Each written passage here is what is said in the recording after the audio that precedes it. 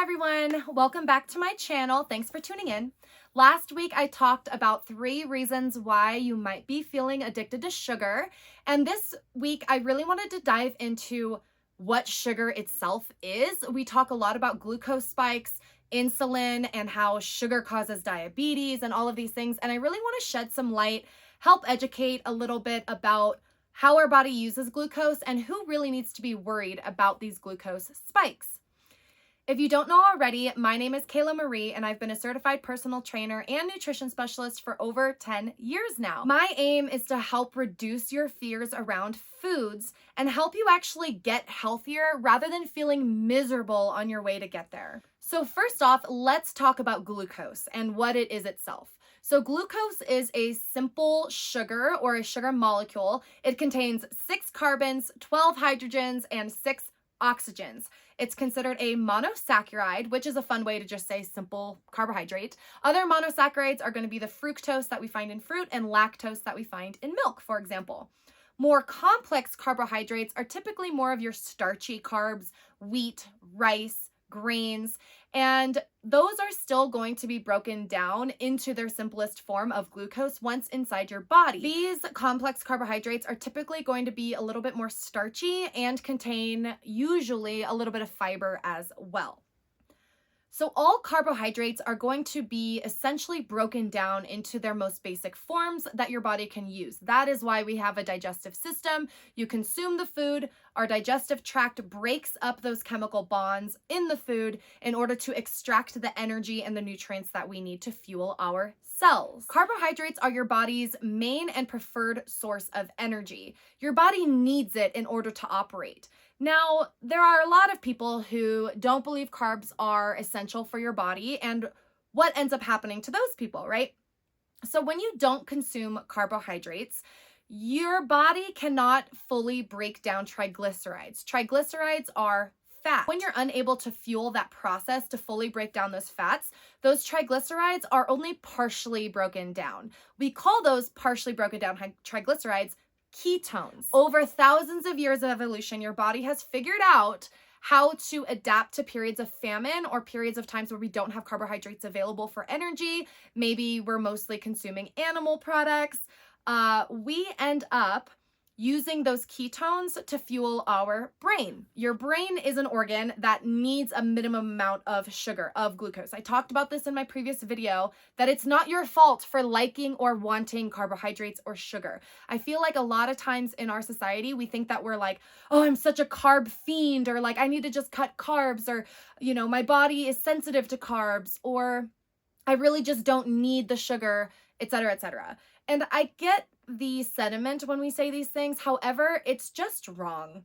Your body needs carbohydrates. Your brain is primed to help you find those carbohydrates and help you consume sugar because we do need it. So after we consume these carbohydrates, our body breaks it down into those glucose molecules, and then it gets transferred into our bloodstream. This is what you see with a glucose spike. So your glucose is now in your bloodstream, really high, it's hanging out, waiting for something to do, right? That's when insulin comes into play. Insulin is a hormone, your liver releases it in order to tell your cells to now uptake that glucose out of the bloodstream. When you have faulty insulin response, because you're diabetic, this doesn't happen, and the glucose stays in your bloodstream, which is why we need insulin to inject it in order to reduce that bloodstream glucose and tell your cells, get the glucose. So the issue that I have with non-diabetics wearing like a continuous glucose monitor is if you don't understand what is normal to spike or not spike after eating versus fasted, you're going to freak out any single time that your blood glucose rises. And a lot of times we hear like just glucose spikes are bad, period. That's just not true. It is a very normal part of your body's digestion, and it only becomes a problem when that glucose spike doesn't come down because your insulin response is faulty. Now, you'll hear a lot how sugar causes diabetes, right? And again, I hate to break it to you, but it's just not factual. Sugar and diabetes are closely related because of the way that insulin affects our glucose levels in our blood. So a lot of people associate diabetes with sugar. So technically a bodybuilder, very lean, very muscular, could consume a ton of sugar and never get diabetes. You also always associate diabetes with someone who's maybe a little bit overweight. However, you can be in a traditionally thin body and still be diagnosed with type 2 diabetes. How? Because your lean body mass, your muscles and your bone is maybe a little bit lower than it should be, and your adipose tissue or your fat cells are a little bit higher than they should be. Even if you don't look it, your body composition does play a role here. So what actually causes diabetes? Is it this glucose spike? Is it eating a lot of sugar? Or is it the fact that your adipose tissue, fat cells, end up inhibiting your insulin response? That's the one it is. If you are a type 1 diabetic, meaning you were probably born with diabetes, this means that you just have a faulty liver and insulin response. So I'm not necessarily talking to them because your body is just not producing enough insulin in order to do what it needs to be doing. If you are a type 2 diabetic or someone who was later diagnosed, typically they're called adult onset. You can also be a child when you get diagnosed with type 2 diabetes. However, it is not considered necessarily the fault of your liver from birth. It is more considered that something is interrupting or inhibiting a proper insulin response. Adipose tissue or your fat cells secrete their own molecules, which are antagonistic. Why can't I say that word?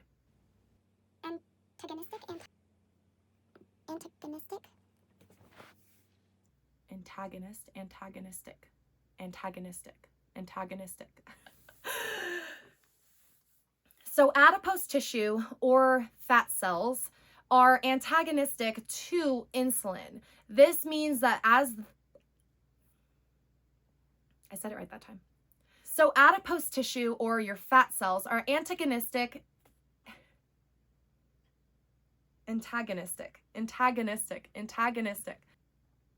So adipose tissue or your fat cells, they themselves are releasing molecules that are antagonistic to your insulin response. They release things like cytokines or other inflammatory molecules, which creates a systemic inflammation and it wreaks havoc on your body, including your liver function. So it is actually your fat cells, not sugar itself that you are consuming, that is contributing to diabetes. Otherwise, why would you find a whole bunch of diabetics who need to carry fruit juice around?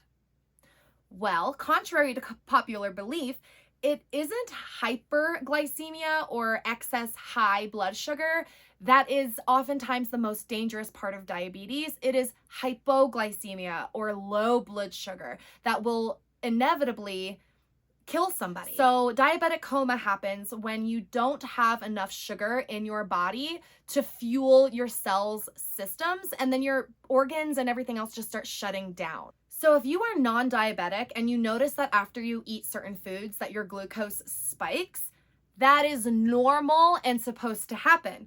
The issue is if it doesn't come back down within an hour or two. That means you're diabetic. So if you are wearing one of those continuous glucose monitors and you notice after you have a banana or a bowl of cereal, spikes all the way up to 130, an hour later comes back down to 90, you're fine. If your blood glucose remains elevated, typically 140 or above, about 2 hours after eating, you're most likely diabetic. And again, if you are diabetic, you're gonna know it. You're going to be working with a healthcare provider, and they usually do a fasted glucose test anytime you get blood work done. So just make sure that you've had it tested a few times, you're not experiencing any terrible symptoms of low or high blood sugar, and again, you're gonna know. So if you are a healthy person and you're just thinking that the blood glucose spikes are causing you to be more fatigued during the day, I doubt that that is actually the cause. You might want to look into, are you eating enough, or are you fueling yourself just with Pop-Tarts and an apple for lunch, right? So you want to look at the whole composition of your lifestyle before you attack glucose spikes, because the only people that need to be worried about them are those who are pre or already diabetic. So let's say you are diabetic or pre-diabetic and you are wondering how to regulate your blood glucose. First, pair glucose items, pair your simple sugars and your carbohydrates with protein, fiber, or fat. These are going to slow the digestion down and won't create as high of a glucose spike. You can also make sure that you're exercising. Going on a 10-minute walk post-meal is very, very helpful for some people. And if you are concerned that maybe something is going on, but you haven't been diagnosed with diabetes, certain medications, extreme trauma or illness, or other syndromes such as Cushing syndrome can actually create hyperglycemia in non-diabetics. So there are certain situations where you might be non-diabetic and have hyperglycemia or hypoglycemia. But for most of us, if you have balanced meals throughout the day, and you're not experiencing all the symptoms of diabetes, you're gonna be fine. I'm kind of against wearing glucose monitors unless you are pre-diabetic or diabetic, because it just creates this unnecessary obsession over trying to keep your glucose from spiking, when again, it's a very normal, natural, physiological response to eating food. You only have to worry if it doesn't come back down. So I hope that clears the air for some of us who may be worried about whether or not we should be looking at glucose spikes, or you need to be altering your entire lifestyle to make sure that your glucose never spikes. I hope this brings you some peace. If you are diabetic or pre-diabetic, I hope you're already working with a healthcare provider and a nutritionist in order to make sure that you are regulating your blood sugar levels and keeping track of those fluctuations throughout your day, throughout your week, throughout your life. So if you are type 1 diabetic, I hope you have an insulin pump by now. Type 1 diabetes are going to need a pump by the age of like mid-20s to 30. Otherwise, you risk falling asleep and never waking up. So let's leave the continuous glucose monitors for people who really need them. Let's stop preaching insulin is like the master hormone, because it's just one hormone that has a very specific job to do that might affect other things in your body, of course, but it is not the end all be all for weight gain or weight loss or the health of your body as a whole. Hope that helps. My aim in this is not to tell you to go and have Pop-Tarts for breakfast and you're going to be fine. My goal though is that you don't freak out over eating a banana and the fact that your glucose spiked. So tune in. I don't know how to end this. If you need more information about this, if you're just still very confused on what glucose spikes mean for you, please leave a comment. I would love to reach out, DM me on Instagram, but I hope that this gave you a little bit of insight into the physiology of glucose and you can stop being afraid of it. And if you are diabetic, you just got to take a little bit closer of a look. But we have lots of interventions nowadays to help diabetics live a very long, good life. And before that wasn't possible. So yay for more education, more science, more research, more medication. And if you are looking for how the heck to stop obsessing over sugar, how to stop binging on sugar or feeling like it's completely off limits and then just beating yourself up over it and being filled with guilt every time you enjoy a cookie, please join me for my live free webinar on Monday, March 18th. And I'll leave the link below so that you can register, and it's free, it's online, it's just 5 p.m. Mountain Time if you're in the US, to where we're going to talk about some tools and strategies that you can start to implement so that you can stop binging, start to eat more complete full meals while still enjoying that slice of cake every once in a while. Let me know if you have any questions down below in the comments, and make sure to like and subscribe to help a sister out. I'll see you guys next week.